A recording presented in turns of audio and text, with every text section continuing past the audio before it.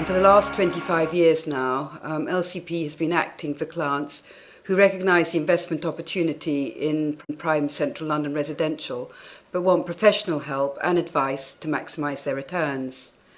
Recently, however, I've been quite taken aback by just how many of our clients have been given incorrect advice on their property holdings when it comes to the new tax legislation that has been brought in over the last couple of years. I hope this blog will help dispel some of the popular misconceptions. You may recall that back in 2012, a new annual tax on so-called envelope dwellings was announced in the budget, otherwise known as ATID. Originally, this was going to apply to all residential properties held in corporate structures. However, many of our landlords and the property companies that we advise hold properties in this way for sound commercial reasons. In the end, the private rented sector was excluded from the annual tax.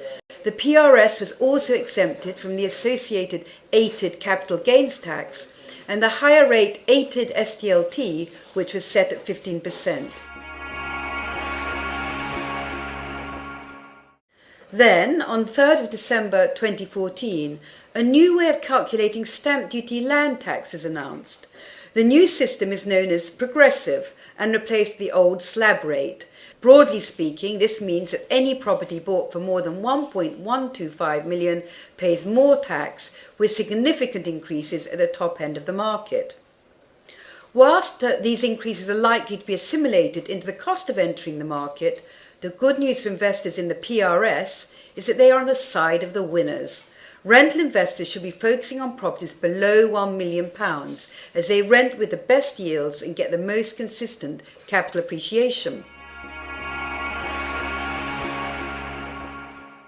The sub £1 million target price point also puts rental investors in good stead if the much talked about mansion tax ever sees the light of day. The threshold banded about is 2 million or perhaps 3 million, putting small rental units far from the tax collector's reach. The arrival of the new financial year always heralds new opportunities to maximise the tax-free investment, pension and saving allowances that HMRC provide. Whether you are in your pension drawdown phase or still hard at work with your nose to the grindstone saving for your retirement, you may find that our fourth listed property company, London Central Apartments 2, fits your investment strategy. You cannot hold residential property directly through a UK pension or ISA, but you can hold the shares of London Central Apartments, or LCA2, in both SIPPs and ISAs. This provides many of the same benefits as direct property ownership, but shareholders also enjoy diversification of investing in a whole portfolio of properties, as well as pre-arranged bank finance and hassle-free management. Essential whether you want to concentrate on your career rather than looking after investments, or simply want to put your feet up in retirement. LCA2 will be closing to subscriptions in the next couple of weeks, and it has been specifically structured to offer attractive tax breaks for UK investors, whether you're coming in through pensions or ISAs or investing in your own name. How have we managed this? Well, because it targets the private rented sector, none of those ATID taxes apply, and by buying below £1 million, it also benefits from reduced SDLT costs. Through moderate gearing, it's able to set off the rental income against the mortgage and running costs, so there is no income tax. As a result of recent changes to the inheritance tax regime, should the worst happen, your pension can be passed on in your estate without attracting IHT. If you've invested through your ISA, you're not liable to CGT, a huge benefit, meaning you receive 100% of what you've earned.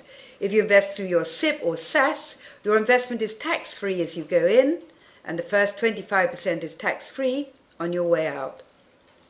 Quite apart from all this, you can be flexible as to how much you invest, starting from just £85,000 for all investors and £25,000 for eligible investors, whilst getting the diversification benefit of a portfolio of lots of individual flats rather than being tied in to just one.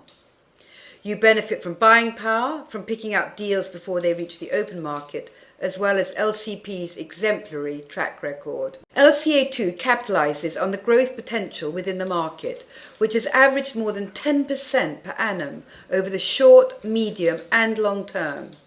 And it is the fact that you can hold residential property through a very tax-efficient structure that makes investing through a property fund like London Central Apartments 2 all the more compelling compared with going it alone. I would conclude this by saying that LCA2 will not be applicable for everyone, and if you are in any doubt as to its suitability for you, you should consult a qualified advisor. For more information on anything covered here, please feel free to drop me a line via the details below. You can always find out more information on LCA2 via the link below.